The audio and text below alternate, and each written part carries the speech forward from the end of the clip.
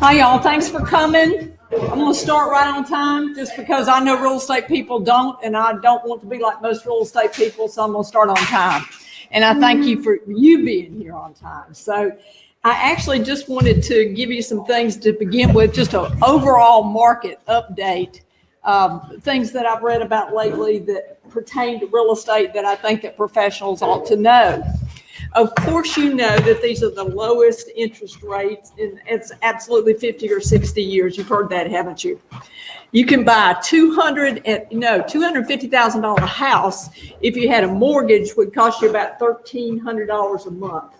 I think that's the rate of going apartments, is it not? Yes. Oh, yeah. $500,000 home, you got a $500,000 mortgage, and your payment on that would be about $2,300 a month. Wouldn't that be awesome? You could have a $500,000 mortgage and have that. So that's some big stuff that's there. The interest rates, of course, make it very, very attractive for people to buy homes. And of course, they've been sheltered in their homes for a very, very long time. So they're starting to think more about their homes. And I'm really enjoying reading these things that are the predictions. Since we've spent so much time in our homes, the predictions of how home plans are going to change. And one of the ways that they think home plans are going to change is the open floor plan is going to go out of favor. Now, I don't know whether that's true or not. I really can't imagine some of that being true. However, they say that people that are home and people that are going to be able to work from home need to have private spaces where they, the kids are not wrestling, the TV's not going while you're cooking dinner. So they're figuring out more closed floor plans, kind of reminiscent of when I first got in real estate, when there was a formal living room and there was a formal dining room and there was a formal family room and everything was separated. So it was a little bit different. As you know, we have risen nationally to unemployment at about 11%. Yet the consensus for a job return in June was about 3,074,000. We actually gained 4.8 million jobs in the month of June, which is a good sign that consumers are coming back in the market, and that makes our business prospects look good. And of course, we were down in March and April because of COVID, and June. And May and June were up. So the Wall Street Journal is predicting a pretty quick rebound.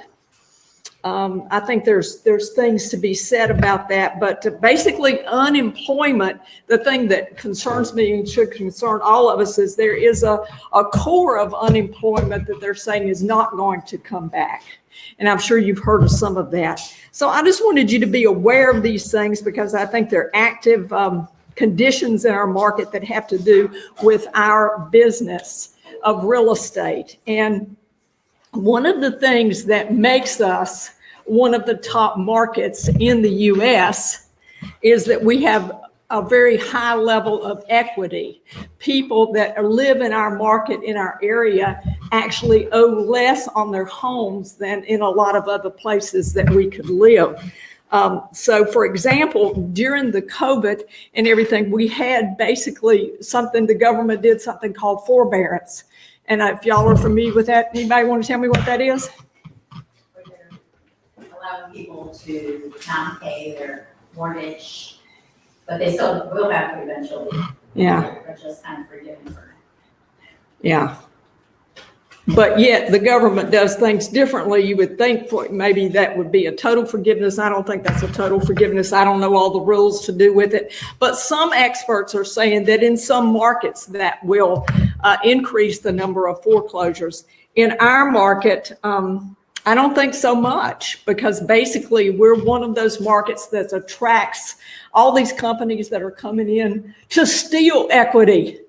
If you haven't figured it out yet, I'm for the agent, not for Open Door. I'm not for Zillow offers. I'm not for those guys because I believe that they don't give the homeowner the equity that they deserve when they sell their house. So I just wanted to bring those things to mind. Even Zillow says that we've got new pending records. We're up about 18%. But yet when you look at our inventory level, our inventory of listings is down 1/2 of what it was last year today. So we're suffering from low inventory. And what does it mean when you've got little of anything that's sought after? What does that mean to the price of that thing that you're seeking? Demand's higher. Demand is higher. So the high density homeowner, that one of the things that they've noticed the trends during the pandemic is the high density homeowner is going to go to more burbs. They want more space. They don't want to be packed on top of each other. So those things are all interesting to me. And it's funny because you know, I had this love-hate relationship with Zillow and Open Door and all these guys. And, you know, I'm not so in love most of the time with them. So I thought about, so I was thinking when I was up in the mountains this last weekend, and I was thinking about what it does to a homeowner when they call one of these instant or guaranteed sale companies. And I came up with all these words. I came up with incompetent, unskilled, inept, irresponsible, ill-advised, not qualified. And I guess the best one I came up with was negligible. You're neglecting when you have an asset like a home. And this is what I really seek to get to the public, is that your home is one of the pillars for your financial independence. And when you seek to do it right, when you press the easy button, I wish I had one of those easy buttons, you fail, you neglect, you're negligent on your responsibility to get the most money out of that home ownership for your family. So I really feel very strongly about that. And that's the reason today I'm talking about 10 things you don't do when you're on a listing appointment.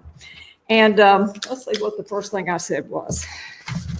First thing I said was never go to a meeting without knowing the agenda. And this rule, of course, I learned from my husband. He came from another business, a computer business. And you just don't go to a meeting unless you know what the agenda is. So for years and years and years and years, as long as I can remember, I've run my business off of a green sheet. And the green sheet, I'll let y'all give these out. I'll keep one. You have to buy your own green construction paper.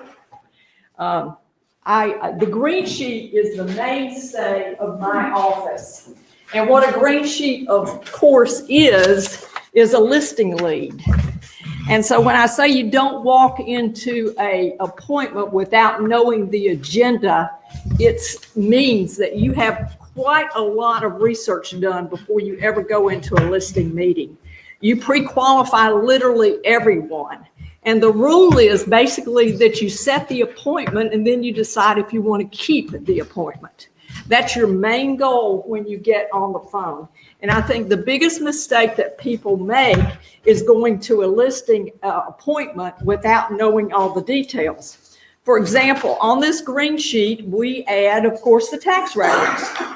You want to know what the tax records say about this. You also add any former MLS, the history perhaps it's in MLS.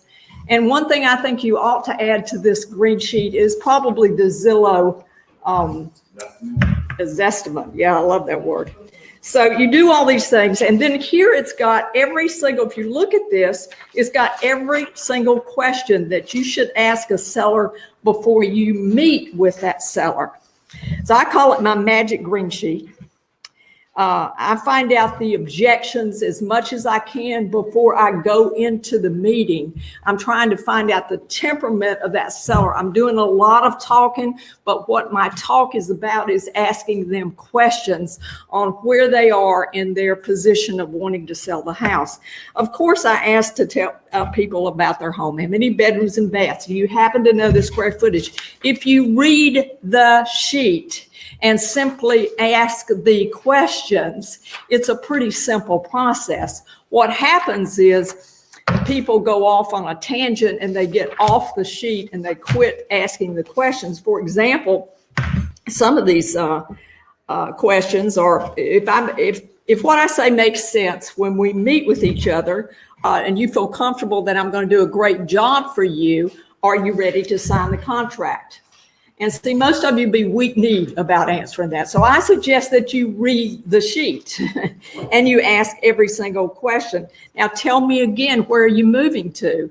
When do you want to be there? And you're going to find out right away whether or not this is a motivated seller, whether they're absolutely going to move, or whether this is a hope so, maybe so, if I can get my price so seller. And there's certainly lots of those around. So when I see you, how much do you want to list your home for? Now, sometimes they'll tell you right off, and sometimes they'll say, well, that's what you're coming for. And absolutely, Mr. Seller, I'm going to do my homework. But, you know, I've rarely talked to a seller that didn't know what they want for the house. What have you got in mind? And I'm going to ask them again. I'm going to ask them 2 or 3 times, because I know that they know what they want for their house, and they're just not forthcoming with that about me. So I'm going to nicely have a smile on my face. I've got a mirror in front of my window. I'm trying not to be harsh, and I'm not going to be harsh. I'm going to be very kind, but I'm going to say, seriously, you've been in the house 3 years, and I'm going to have my information before I talk to them. You've been in the house 3 years. You paid $145 for it. How much do you want for your house when you sell your house? And they're going to tell me. And then I'm going to ask them how much they owe on the property. Now, some people, when you hear that, when somebody asks you how much you owe on something, how do you feel about that? Private. It's private. Yeah. Private. Well, I think some people do feel that way, but I'm still going to ask that question. And 9 times out of 10, they're going to give me that amount. Well, and they're going to say, well, I don't know exactly. I said, well, just approximately. You paid $145 for it. Did you put 20% down? Did you put 10% down? I'm going to push back when I don't get my question answered. I'm going to ask that question in 2 or 3 forms until I get to something. And then if I don't get the answer to that question, I'm beginning to think in my mind, maybe they've got a second mortgage. And I'm also going to ask that. Do you have a first and a second mortgage? I'm going to ask the tough questions. I'm going to ask them, have you ever thought about selling the home yourself? I'm just going to read it off the paper. And they're going to say, oh, no, or no, I did that once, or something. You're going to find out their situation about that. And then I want to ask this very stupid question. It wasn't stupid in some markets. In this market, it's kind of strange. But will you help finance the home if we sell the home, or do you need all your cash out? And most of them don't understand what you're asking for, but at least by asking that question, you're showing them something, that there's different ways that they can go in order to sell their house. And then, of course, I'm going to let them wax eloquently on describing their home and tell me all about that. And then if I've really got my act together, which is rare lately, but I am going to send over a pre-listing package. I'd love to have it delivered. And if there is a time in my career when I did have those delivered before I got there. You can deliver it by email, but it's more effective if you deliver something, if you have a pre-listing package put together that's in there, and you're going to ask them, I'm going to deliver something to your house. Will you have time to read it before we meet? And of course, they'll say yes, even if they mean no. We used to send brownies. I know in my team, we used to send brownies out, and it was with a nice little note that said it was innocuous. In other words, it was okay if we listed the home with them. It wasn't an absolute that we're going to list the home with you. It's just thanks for the opportunity to talk to you about the sale of your home. And it was a very nice, and I'll share that with anybody that wants to see it. But it was a way to be there in a special way that my competition wasn't there. Do you have any questions before I arrive? Now, people don't want to ask this question, because what are one of the questions that they ask you? What's your commission? What's your commission? Absolutely. That's the first thing I'm going to go over with you when we meet. So I'm not going to answer that question over the phone. And then I'm going to tell them I'm going to see the house and see the situation before I can. But I promise you, I'll give you the best commission for the value of what I give you that you could possibly get. So I'm going to deflate that one. And I'm going to give them an idea of, usually, you know, when an agent does the market analysis, it's the same thing as an appraiser. So I'm going to use the word appraisal because that's what an agent does when they do a market analysis. An appraisal really is an opinion of value. So I'm going to have that conversation. I'm going to fully know that objective before I go into a business meeting because I've got an agenda and I want to know what their agenda is. And I'm going to try to spend my time getting to know their motivation and getting to know them pretty carefully. So I'm also going to call out and find out if all the decision makers are going to be there. You know, I handle a lot of state properties and I talk to a daughter I said, well, how many siblings do you have? Well, I have 4 siblings. Are you the executor of the will? And then you're going to hear something like, yes, I'm the executor of the will, or no, I share that with my sister. So you know that the sister has got to be there in order to have a person that can make the decision. So find out if all the decision makers are going to be there. The next thing I said that you never do on a listing appointment is you never show up unprepared. You always do your homework. Question on the previous slide. So what are the clarifying questions you asked to get their main objections? One of your bullets was find out their main objections. So what are some of those clarifying questions? I might ask, how many homes have you sold in the past? Has it been a good experience or a bad experience? You know, what kind of experiences in real estate have you had before? What's the main concern that you have about selling? You know, right now you might hear, I don't want a lot of people into my house. I want to sell it quick, this, that, and the other. So I would ask them about what's their main concern when they sell their home. What's the most important thing to you about selling your home? I know how to ask questions. Let me tell you something. I was born with curiosity. So I want to know that for sure. The second point, and you can ask questions anytime. I appreciate you asking that one. You never go to a listing appointment unprepared. And of course, most of you know this. You're going to have the neighborhood. But let's say you believe in your heart because that you know this business, that it really doesn't matter what happened in that neighborhood 2 years ago. It really only matters what happens in about the last 6 months, really, for most appraisals. Maybe some of them will go a little bit further. But you're going to want to know what happened in that neighborhood, because if you step in that listing appointment and Mrs. Smith down the road that sold their house 18 months ago, his house is better and she got X about it, you better know that neighborhood. You better have the information on that neighborhood available. Because if you show up without that, oh, well, that doesn't matter, but he knows about it. So I think it's very, very important. Some neighborhoods turn over very slowly. So I think it's very important that you go back maybe, you know, I mean, I don't like to go back over a year, but maybe if you've got little tiny bit of information, you go back more than that, because you don't want them to know something that you don't know about.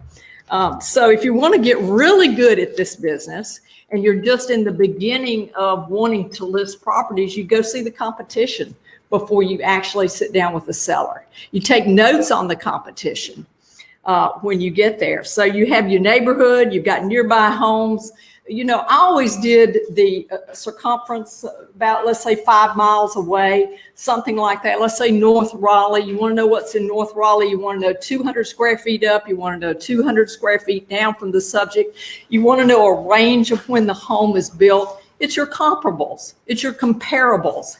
And with this market disappearing from the bottom up, I can assure you that the market is disappearing from the bottom up. So I can assure you that the lower priced homes are going to increase in value more than the higher end homes. Ward, did you want to say something? I did. I want to add to that. Okay. It's something that I've incorporated and it's helped me a great deal, is not only to look at your comps, but also to look, especially in subdivision, your expired, withdrawn, and terminated. That's huge, especially when you're dealing with the price point. Right. So that's a good tool to have in your bag. It is a very good tool to have in your bag, and I concur with that. So the third thing I said that you never do at a listing appointment is you never arrive late. You know, professionals don't arrive late. The only professional I know that late is the doctor. When you go to see him, you have to wait in the waiting room. We're not doctors yet. Okay, so we need to arrive on time. And actually, if you want to really stand out, you might ask the seller, can I arrive a few minutes early and just look around your house? Just walk around the perimeter of the house and look at the house a little bit. If you, during your green sheet review, one of the questions on this is well, if it's not on here, it needs to be on there. What process are you going to go through on selling your home? Are you going to interview any other agents? If so, you can bring the report card of that other agent. Say, look, what I like to do is I love the professionals in my industry. Well, what I'd like for you to be able to see is their report card compared to ours. And hopefully that will give you some information on who's the best choice. The report card, if you can, arrive a little bit early, call to confirm the appointment. Call to confirm that both the husband and wife are going to be there, because if you show up and only the wife's there, she's got to relate to the husband what was said and that you don't get the listing. So Ugg is right. You want both of the decision makers are there. And if you can do this nicely, you want to change it. If the seller's not going to be there, you want to change it to a time when both the decision makers are there. And I put next on my list is never forget to make a great first impression. Give me some of your ideas about how to, don't read the notes. Give me some ideas about how you make a first impression, guys. I think it's like what you said, coming prepared, showing that you know you have market expertise, and be confident. And I think it's also getting personable with someone, right? So they kind of trust you, build up rapport. And they like you, so they might like you more, but another agent might be better than you, the report card per se, but they like you more, so they go, I mean, she got listed just because they remember it because they like her.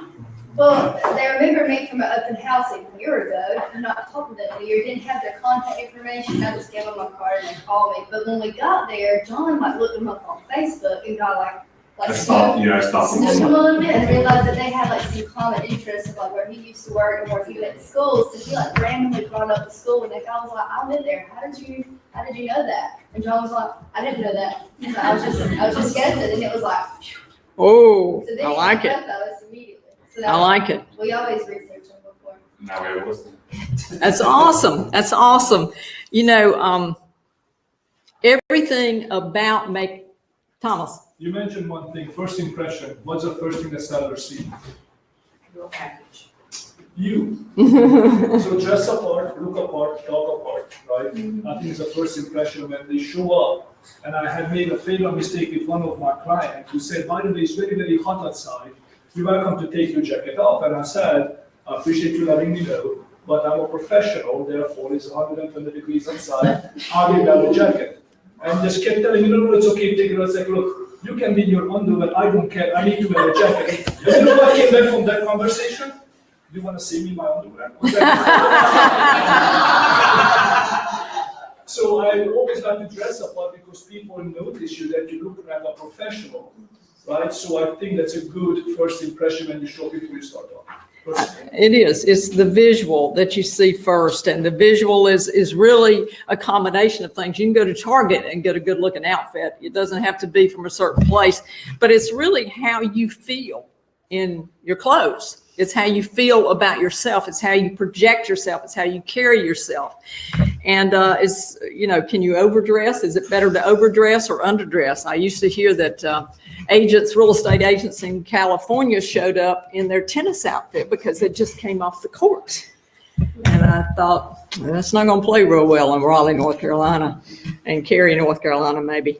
But overdressing, I think the biggest thing is to just bring that smile, bring a genuine smile, look that person in the eye. I hope for your sake that the American handshake has not fallen out of favor forever. I got this whole elbow thing was good for about 15 minutes, and now I'm over it. You know, I want to grab somebody's hand. I want to touch them with the second hand, and I want to give them a firm handshake, and I want to look directly in their left eye, and I want them to feel my eye contact.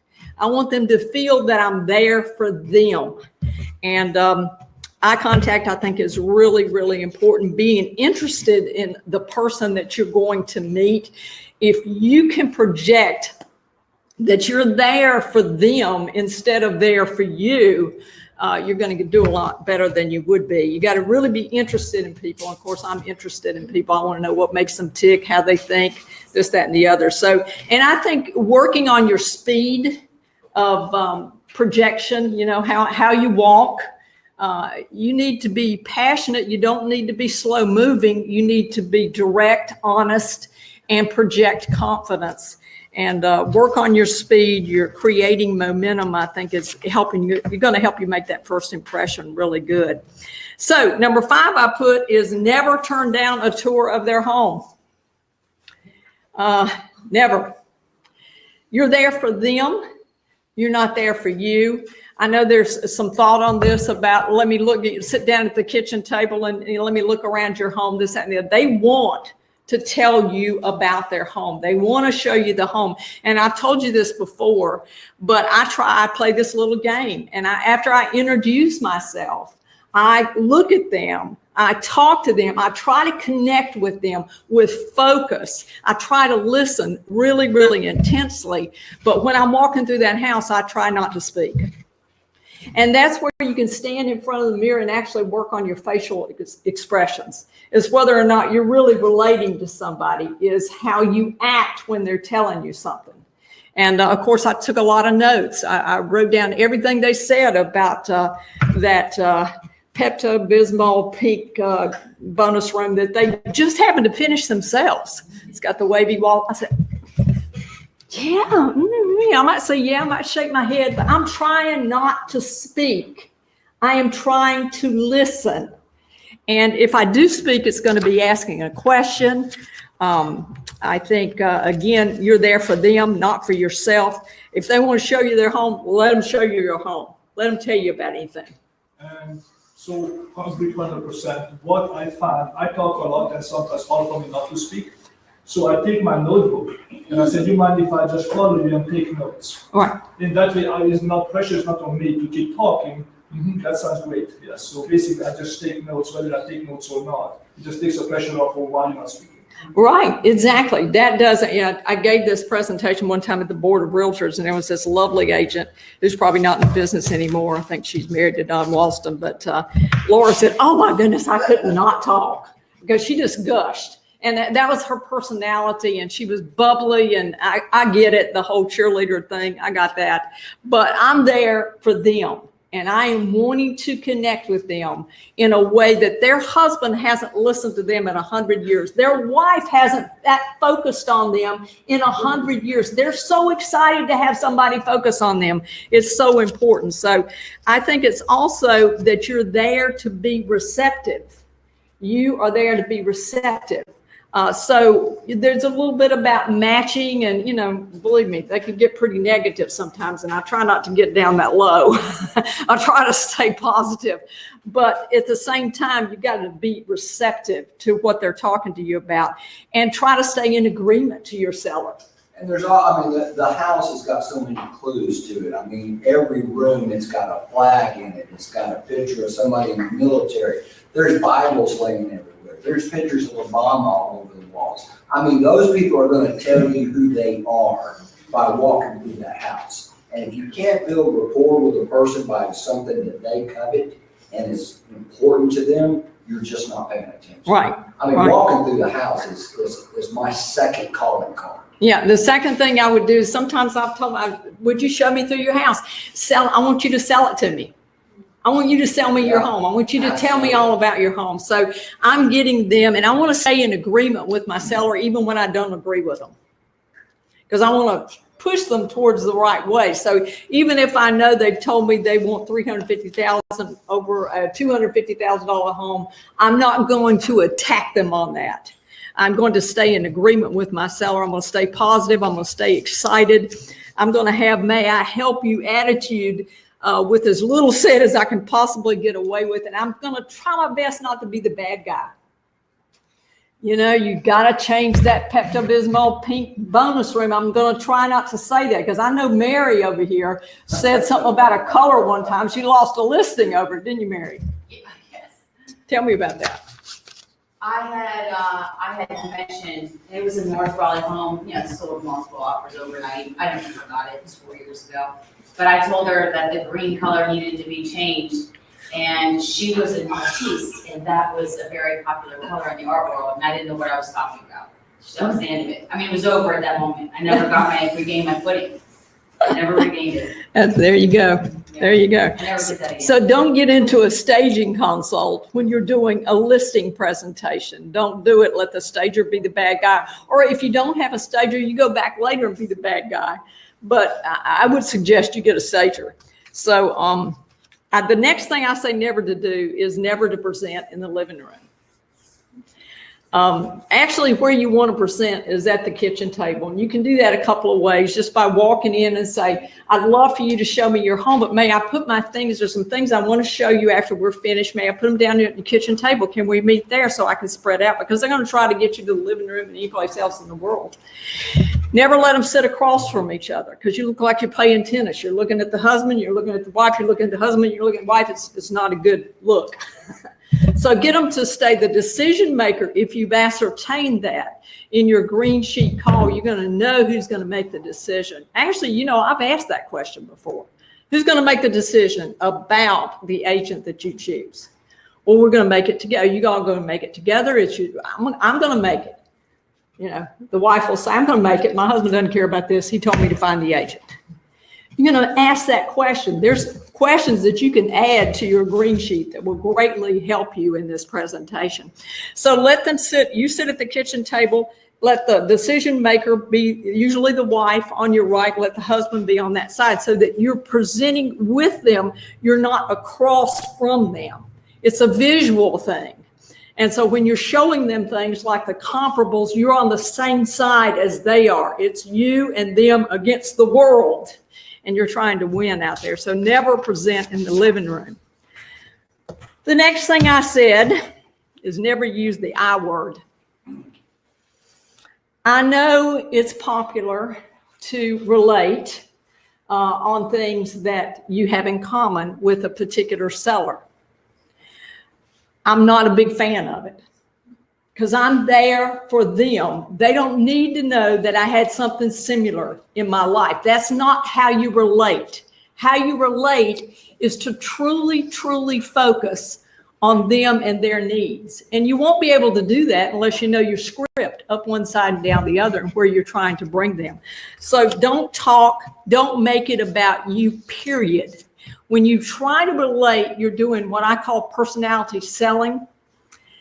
I'm not a big fan. You're a professional. When you go to your doctor, you take your 10-year-old son to the doctor. He just got hurt on the field. Back when they used to have school, I remember those days. Back when they used to have school, they used to play. And your kid got hurt. He's 10 years old. You're taking him to the pediatrician. You go in the doctor's office, and the doctor says, well, what happened here? Well, my son got hurt on the baseball field. And he says, oh, well, my son plays baseball too. And well, he got hurt at Campbell. Well, I've got a son that goes to Campbell too. Listen to me. They don't care. This time is about them. Don't try to relate on a personal level. That's my advice. You're probably not going to follow that 100%, but at least if you remember that much of it, it'll help you because this time is about them and your focus has got to be totally on them and what they're trying to achieve. What they're trying to achieve. So number 8 said, because I know you're not going to listen to number 7 and not talk about yourself. I said, at least learn how to listen 90% of the time and only ask questions about 10% of the time. I have unending questions in my mind about everybody and every house in their life. So I don't have a problem with that. But I put on this first point that learning how to listen is really the biggest part of your job. And listening below the audio level. Listening with your eyes, listening with the way your body's turned, listening with every fiber in your body. If you were a doctor in an emergency room, you would learn how to listen. You would learn how to read that person and what had happened before you started spouting out things for them to do. So deeply listening and focusing back to them. You can repeat back to them what they give you that they're trying to achieve. You feed it back to them and they feel very good when you have that level of really listening to them. What you feel about this house and this marriage, and many of you have just been to a listening appointment where the husband and wife, you're thinking, how did these two people stay married? I mean, they hate each other. You know, you don't let that come across. You keep your feelings to yourself because you're going to have some of those preconceived ideas and you're not there to judge. You're not there. You're there to do a job. So learn how to learn your listing presentations. Only ask questions related to their motivation and their goals and their moving and what they're going to be doing next. And then, of course, use those canned responses, script to keep moving forward. Don't get stuck. Don't get stuck. You need to know what's next in order to not move forward. I was telling somebody yesterday, if you don't do anything but take the listing presentation, which is available to all of y'all, you can ask me, you can ask Tina. Everybody I know uses the Mike Ferry presentation. If nothing else is, look, I brought some notes. I'm going to go through these notes with you to make sure that I ask you every single question that I need to ask you to get this job done correctly for you. So I ask open-ended questions, especially from people who I can't kind of get into it. You can tell they're kind of holding back. Just how important is this that this house sell this year? What's the plan if we're not successful, if you're not successful, if the house doesn't sell this year, is there a backup plan? Is there a second plan? Oh, well, it's got to sell. Oh, well, not at $350 when it's worth $250. Ask open-ended questions. The past experiences on real estate is important. Ask A and B questions and always put the one that you want at the end. In other words, Mr. Seller, do you know the difference between a passive agent, an agent that does passive marketing, and one that does aggressive marketing? And they're probably going to say no. And if they do, you get the chance to explain that to them. And of course, you are the one that does the aggressive marketing, and you always make the B choice, the last choice, the choice that you want them to think about. Okay, so I put down number 9, never forget to bring a story of success. This is pretty self-explanatory, but you're going to sell the seller with 3 points, not 42 points. You're going to sell them with, we're going to bring you the highest offer, and we've got a plan to do that. We're going to sell your home in the shortest amount of time, and our plan will achieve that.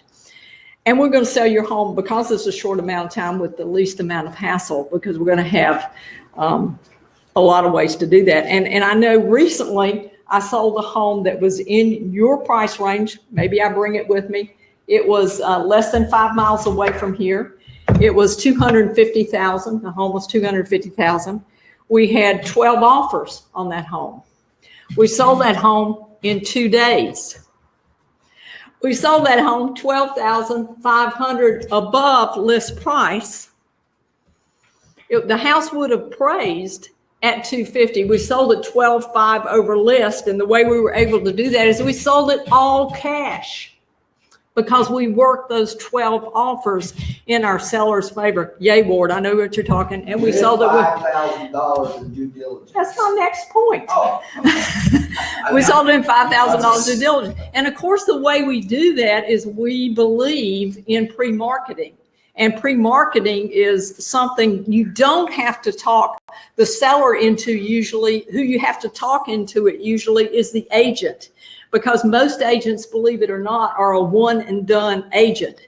It's just like, if I can stick a sign in the yard this weekend, the market is really good. We know we've got a seller's market. We know in 250, 350, we're gonna sell it really quick. Now, if I can get you one house, one buyer, I try to get you one and done and I'm on to the next one. But what if I've left 11 people that would make you an offer on the table? Which agent has done the best job for you?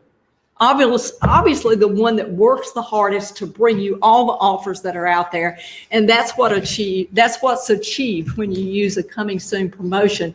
You shorten their days on the market. You give them more power during their height of negotiation ability, which is at the beginning of the listing, and then it starts going down. Right now, we've got such an aggressive market that if a house is on the market for a month, what's the agent asking you?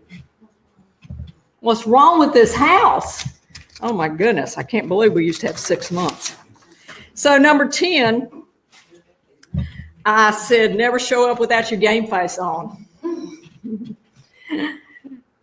You got to understand that the client's going to believe in you as much as you believe in yourself and the way you work. I believe very strongly in the presentation that we do for our sellers. I'm constantly working on that. I'm constantly working on giving that seller, is something going on over here? Lunch. I'm constantly concerned about my seller getting a higher service than they would have gotten if they pressed that easy button, or even if they chose another agent. I'm constantly concerned about that. So I'm constantly trying to improve that process. And the process that I'm trying to improve is their entry into the market. Because when you first walk on stage, that's when they look at you. That's when the market looks at you. And you want to do a little bit of buildup. I don't care whether at the minimum, I would say it would be 2 weeks buildup. And most of you are going to be so scared about losing a listing that you won't take the time to do the full coming soon presentation. Why should you do it? Number one, you should do it because there's multiple offers out there for just a great deal of the homes that we list. Second reason you should do it is because you need to get the calls that you would have gotten in a different kind of market. And you will get the calls on the coming soon promotion that you wouldn't have gotten if you sold that house the first weekend. So that's the second reason to do it.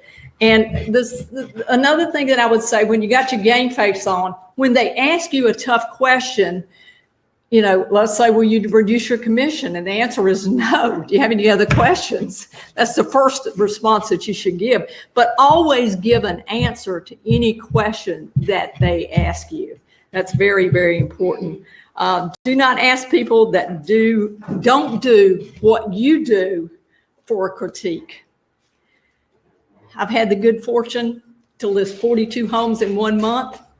Probably went on 50. I don't remember, but I'm sure I went on approximately 50 listing appointments that month. But I know the process of how to list homes.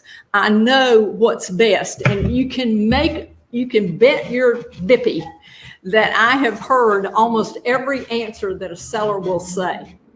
But still yet, I try to wait till he says it before I interrupt it and jam something down his throat. I give him my total attention to hear him say what I know is irresponsible.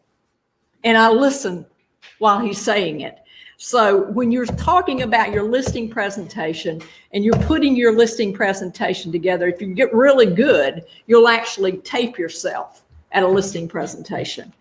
Just turn on your little phone and record the whole thing and see how you did. But ask somebody that's done more than you in order to critique your listing. So always ask yourself, how many times did I close? You know, one of the best closers I've got in this room is Ward. He's a great closer. He said, well, let's get started. Can we sign the paperwork now? Ask yourself when you finish with a listing appointment, how many times you've closed. And then if you didn't close successfully, your follow-up becomes very, very critical. And how many ways do you know how to close? I've got to sleep on it. I've got to pray on it. I've got, you should have known whether or not you had other people coming to this listing appointment before you ever stepped in there in the first place. If you didn't do that, you're at a disadvantage. So knowing that is a good thing. Of course, we can sign the paperwork. I'm glad to tear it up if you feel after you've slept on it, after you've prayed about it, after you call your Aunt Molly. There. Do you have guidance whether you would like to go first or last, if let's say the same day interview with the agents? I would probably say, are you the type of person that knows, just instantly knows, if I make a presentation to you and you really feel comfortable with me and you know that I'm going to do a good job for you and I'm going to get this house sold for you, will you be willing to list your home with me, or would you go through all of these appointments first? If he says, yes, I can make a decision, I'm going first. If he says, no, I'm not, then I'm probably going to go last. What do you think, Ward? Exactly what you just said. Mm-hmm. Exactly. So assuming the close when I get to the house, and this may not work for everybody, I got that lockbox up there like a trophy. I'm not hiding. And when I sit down at the table, I open my book and I sit in that lockbox right there in front of them, so they see it. I'm ready to list that house. I need a key. The man is a closer. I love it. I love it. But the next thing I wrote is selling is asking questions. Selling is not telling. It's asking questions. Are you ready for me? The only thing, I told you not to use the word I. But here's a couple of exceptions on that. I'll sell this house. We can sell this. You need to give some positive reinforcement, but folks, you need to limit your words, because inefficient, inadequate, unconfident agents babble from the time they open the door until they leave it. So you need to be concise. And then I would say to yourself, what is the story you're telling yourself? How good are you rating yourself? How confident are you? I was thinking the other day that I've been off my treadmill for about a week now, and I'm much more confident, believe it or not, when I'm on my treadmill, when I've got my regular routine going, I got my regular exercise going, I just feel better. I just do better. If I'm off for a couple of days, I'm not on my game as much. So your personal development, your leadership training, I think is really, really important. And staying on improving. Most agents have been in the business for 20 years with 1 year of experience. They just relive that first year over and over again. They never get better. Laugh at me if you want to, but it's the truth. You're going to find it out. So I'm going to talk to you about how to overcome objections. And before I got into that, I was trying to tell you that you got to stay on your game. You've got to improve. Because if you're just treading water, you are losing ground. This market is changing. So if you know what you're going to say, regardless of what they say, you're holding the cards.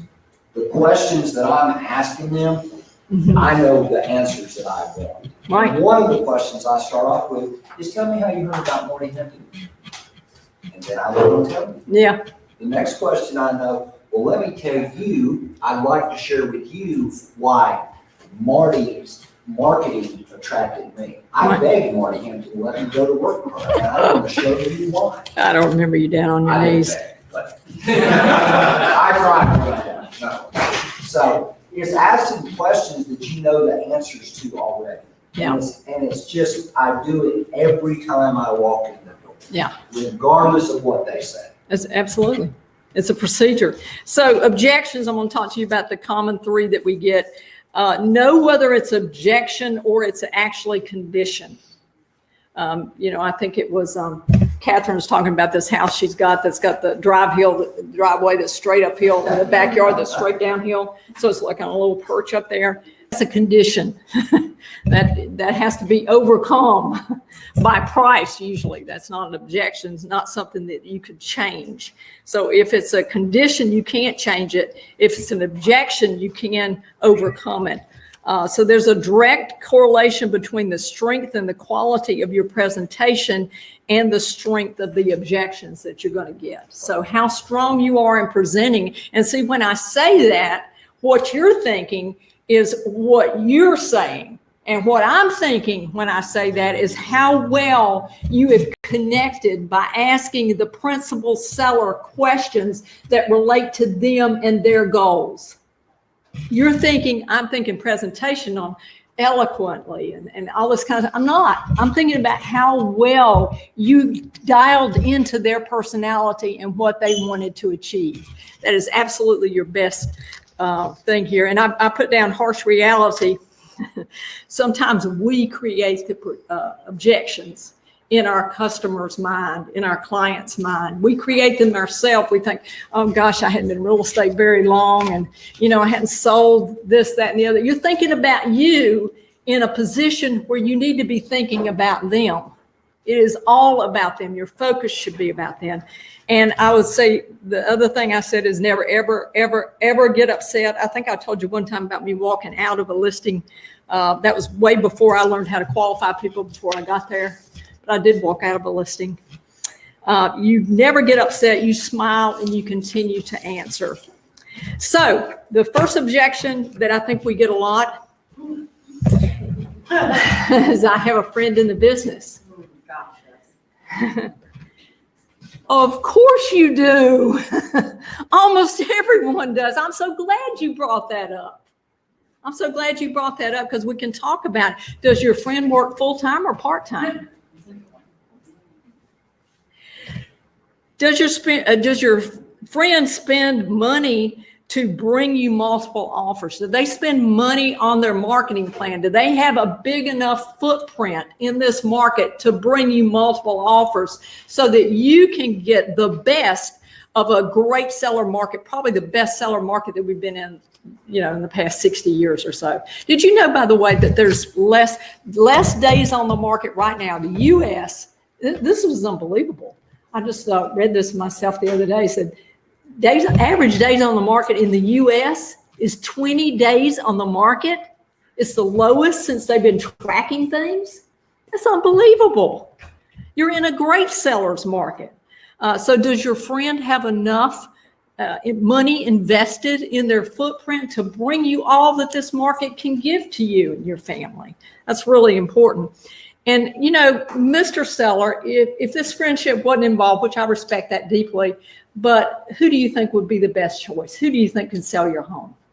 If the friendship it was just totally out of the way and you just had to deal without the friendship, who could sell your home? If you've done a great presentation, they're going to say, well, but it's my sister. I understand that. So this is it's a challenge, but do you want to chance putting a great friendship at risk? If there's a disagreement, the truth is with me, you can tell me anything. You can call me up at 10 o'clock at night and tell me there's a mistake in MLS. Can't even imagine that ever happening. There's a reason that doctors don't operate on their family. There's a reason that lawyers don't represent themselves in court. That's because when you cross that boundary and you have an emotional attachment to something that's a financial decision, it's usually doesn't end well. Just remember this, when you're dealing with an objection, if you can just put a question in their mind, you've achieved your goal. You've achieved something. If you can put, maybe this is not the best thing, and maybe they will list with the seller, the sister that hasn't sold but 3 houses all year, and then they'll call you back when the house doesn't sell. The next objection that I think you hear a lot is, well, I'm not paying 6%. Or I'm not paying X amount. We're not supposed to say numbers. I think you have to agree every time you hear an objection, yeah, it's a lot of money. $300,000 house, that's $18,000. It's a lot of money. I understand that. It's sad to know that some agents charge close to that amount and they don't put a dime towards marketing your home. I mean, it's unbelievable. They just don't put any of that money back into their business. And I agree. You can save money by listening with X, but if again, before you step into this, you can bring stats with you to actually show, did you know that some of these companies out there that you're competing with have everything on the list side and nothing on the buy side? Have you looked at broker metrics lately? It's pretty amazing. In other words, they got a gazillion sales on the list side. They got eggshell zeros on the buy side. So is that a position you want to be in? Is somebody that doesn't come and show your home? These are the numbers here, black and white. I can appreciate that. May I tell you why that makes me nervous? If other agents do not have the courage to stand up for their own commission, how are they going to represent your home and stand up for the value that we both know is there for your home? I have a little bit of a different approach. I don't know if anybody catch me here. But sometimes when people ask me about commission, I always say, I apologize. Apparently, I failed to impress you. What do you think in my marketing was missing that you're actually questioning of what I bring to the table? That's right. And usually there's no comeback. And I say, so obviously you agree with that. And I know you want to get the deal, but obviously you want to have the best. I am the best. Can we move on? That's right. Hey, can you say that one more time? I liked it, but I want to. I don't remember what I just said. It's on video. No, All right. Well, Thomas shows up with a Hungarian accent, tall, handsome, good looking, got a suit on. You just don't question him. I mean, you barely have. I bet he's not had that objection more than 2 times in his whole life. But I would count the objection that way. The next objection I think you're going to run into is, I'm not going to sell my home at that price. I understand you want to list high. You're only looking for one buyer. I've heard that a few times in my career. Marty, real quick, going back to the when you made the example of, hey, this agent only is a listing, because there's, like, I'm sure you're from, you have this agent's buy agents, right? So what's the point of saying that, hey, this guy hasn't, or this agent hasn't, has only done listings, they don't. I'm actually usually talking about a competitor. Okay. I'm talking about a competitor, and I got my stats with me, and I can, if they're on that front page, I can tell you where they're heavy on the list side or they're heavy on the buy side. Okay. So I'm usually trying to point out, well, let's just use my friend Mark Spain, for example. You want to use him? I said, look over here. This is their buy side sales. What does that look like to you? It looks very low compared to our buy side sales. I would compare apples to apples on that kind of comparison and get that there. So I hope that answered your question, did it? Yeah. Okay. All right. The next one I get is, I'm not going to sell my house at that price. And always, again, you got to agree. I understand you want to list high and just wait for that one buyer. To leave, you want to leave room for negotiation. The challenge is with this market, the negotiation is for me to bring you 12 offers, not to have one buyer that will reach up. And do you know that people won't even look if you're out of the range of other properties? And one of the biggest hindrances that has stopped us from that practice, what I want you to do is look on Zillow. And if I've got my computer there, I'll show them on Zillow, and I'll look at a house, hopefully that's actively listed in their neighborhood. And I'll go to the first page on Zillow, and it'll show that house. And then down below it, it'll show 4 other houses. If you like this house, you'll probably like this house. And it shows their price per square foot. It shows their price of the house. It shows the things, because Zillow is there to serve the buyer. I'm here to serve you, the seller. But I'm telling you, this is the way a lot of people look for homes. And when they look for that, if we're really out of the range, we won't even get a chance to have that showing, which we desperately need. So, and then I would probably talk to them about, do you understand the value of being a new listing and having a short days on the market? And there is a huge value to that, especially in the market that we're in. When you get homes sold in hours versus days, that first impact is huge, and it's very, very important. And you'll get a lower amount every day you're on the market. The value of your home, perceived value, it's got nothing to do with reality.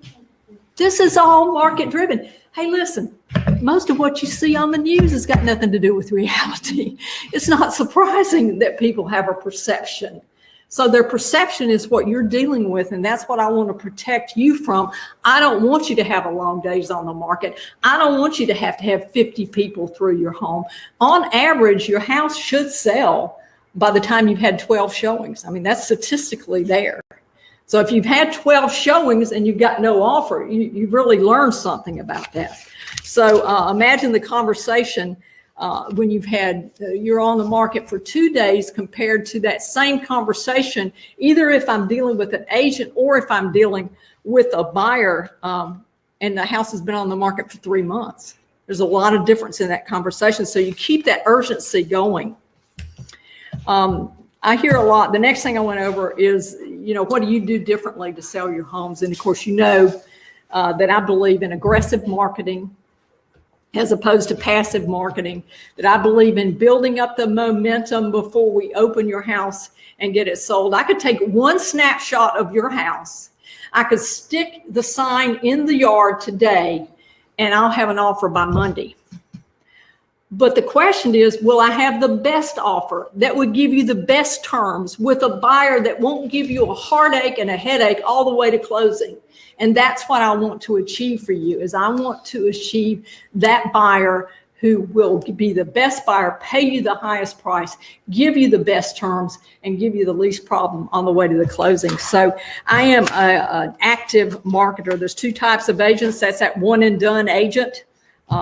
Just like cutting hair. Next, they're onto the commission check. They're in this business for the commission. They're not in this business to figure out how to give a better quality service to a principal seller. It's true. Most of the people that you're doing business with right now are not going to be in the business 2 years from now.